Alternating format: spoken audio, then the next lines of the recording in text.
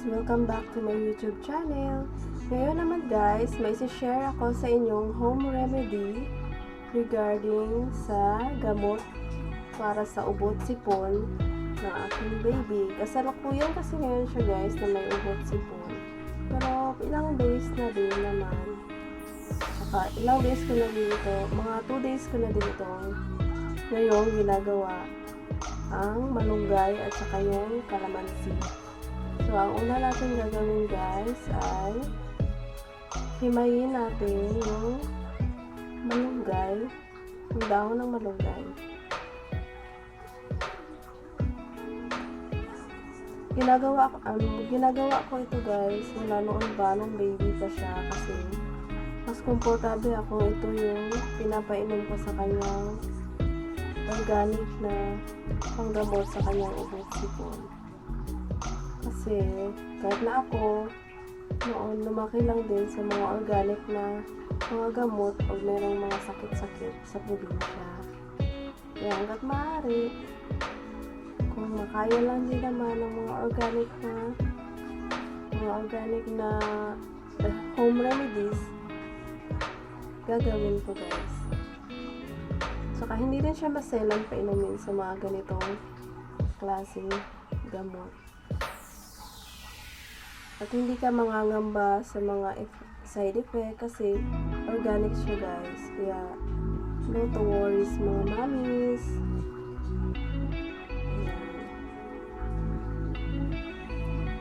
Hinimay na natin ang ating malunggay leaves. Actually, fresh pa ito talaga siya. Ibigay ko siya sa aming kapitbahay na merong tindang malunggay.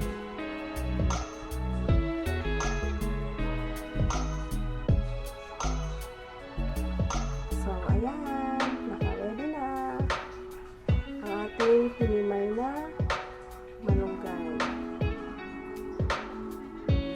Bago tayo magpatuloy sa ating gagawin pagpiga guys, kailangan muna natin na maghugas ng kamay. Doble paghugas ng kamay.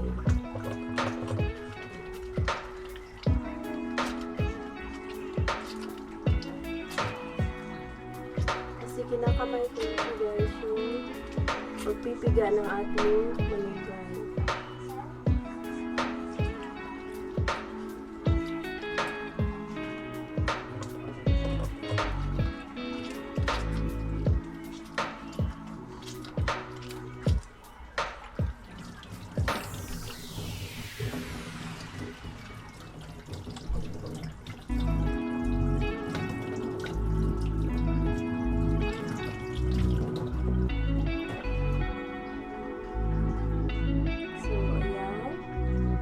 Next natin gagawin, huhugasan natin mabuti ang ating hinimay na malunggay.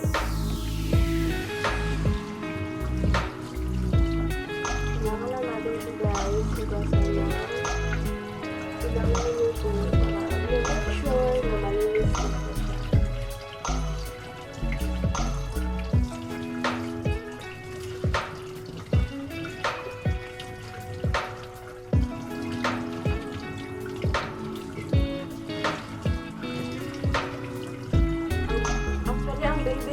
Guys is 23 years old na siya.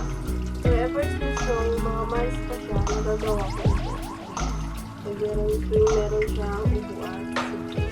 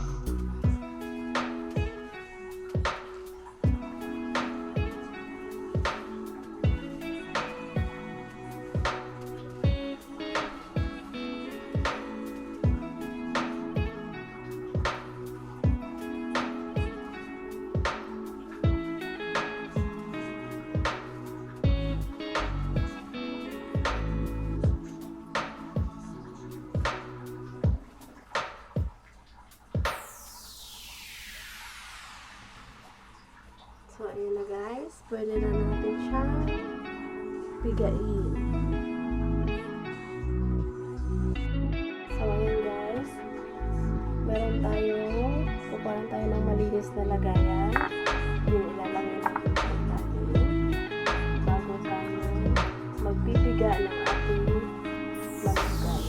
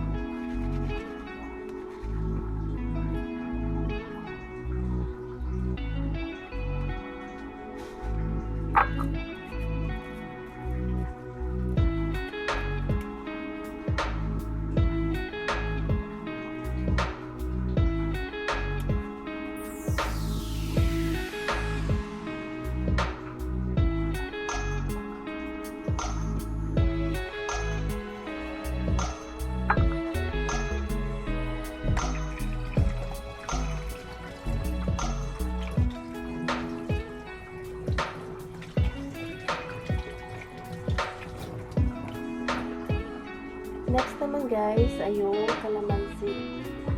Bugasan natin siya. Actually kahit isang kalamansi lang guys, kasi baby pa naman siya eh.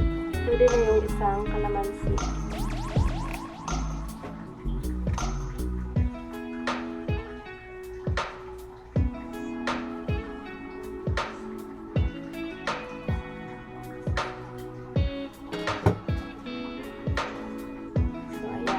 Piga din natin dito sa katas ng malunggay. I-strain din natin siya para hindi masama yung buto. Ayan.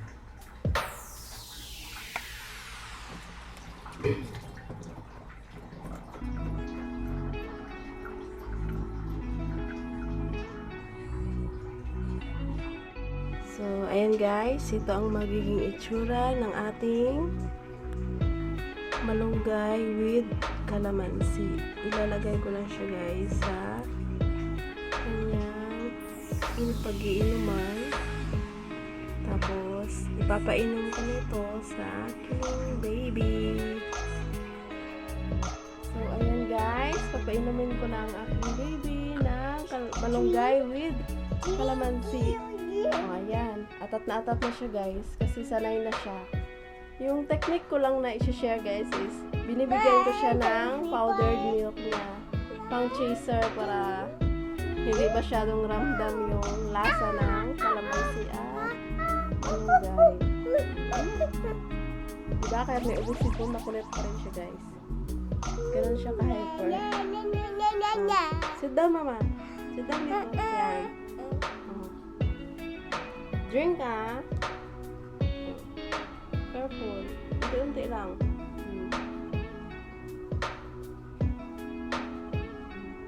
Tama na. Milk. Hawakan mo. Take milk.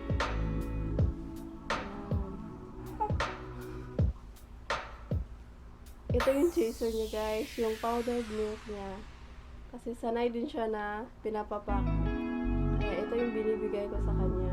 Hanggang maubos to. Actually umabot din siya guys ng 7.5 ml.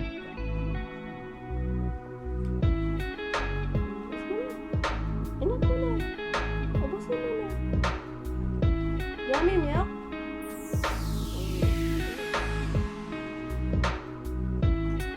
Water. Pangit lasa. Last one. Mag-milk muna. Okay. Go.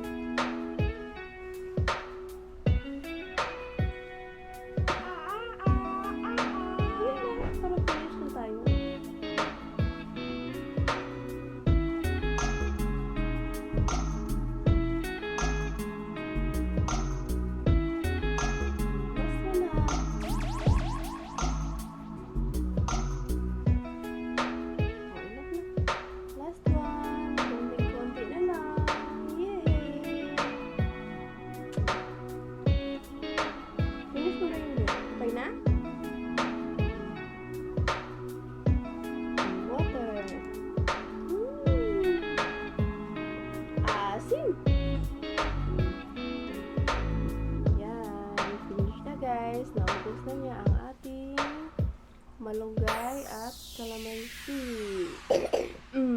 Yan. Konti-konti na lang. Malambot na yung ubo. So, ayan guys. Kung nakatulong sa inyo, please like and subscribe to our YouTube channel. Bye-bye! Thank you!